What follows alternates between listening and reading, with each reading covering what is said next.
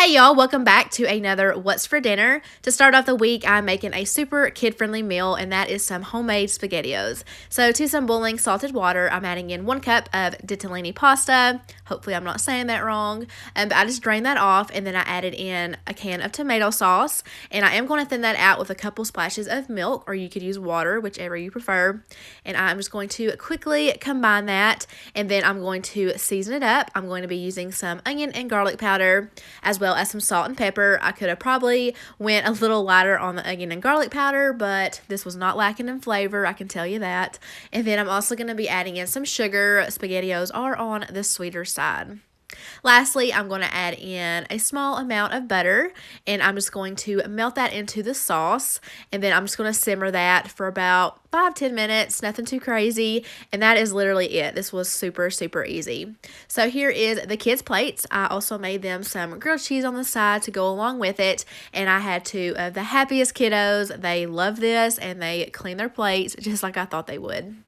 On Tuesday, we had dinner at my parents' house, and my dad grilled out some barbecue pork chops, and then he just fixed some green beans, rolls, corn, and some turnips on the side. I have never tried turnips before, and I was not the biggest fan, not even gonna lie.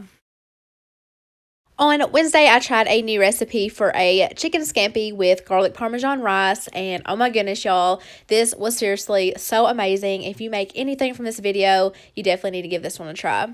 So the first thing that I did was heat up some olive oil. I'm just going to be adding in a couple tablespoons to my pan, and then I'm going to add in a package of chicken tenders that have been seasoned on both sides with some garlic powder, salt and pepper, and some paprika. The recipe didn't call for the paprika, but I just wanted them to have some color.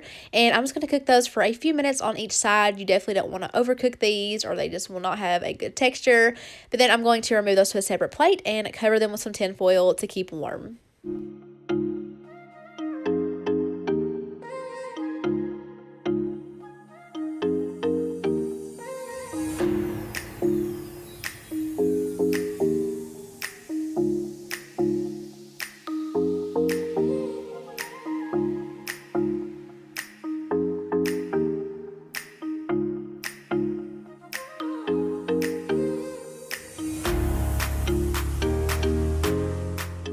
Next, I melted down a half a stick of butter. The recipe called for a full stick, but I didn't think that we needed that much, but you do you. I'm also going to be adding in a big scoop of minced garlic. I just finished off the jar, and I'm just going to saute that around for a few minutes. My house started to smell amazing by this point.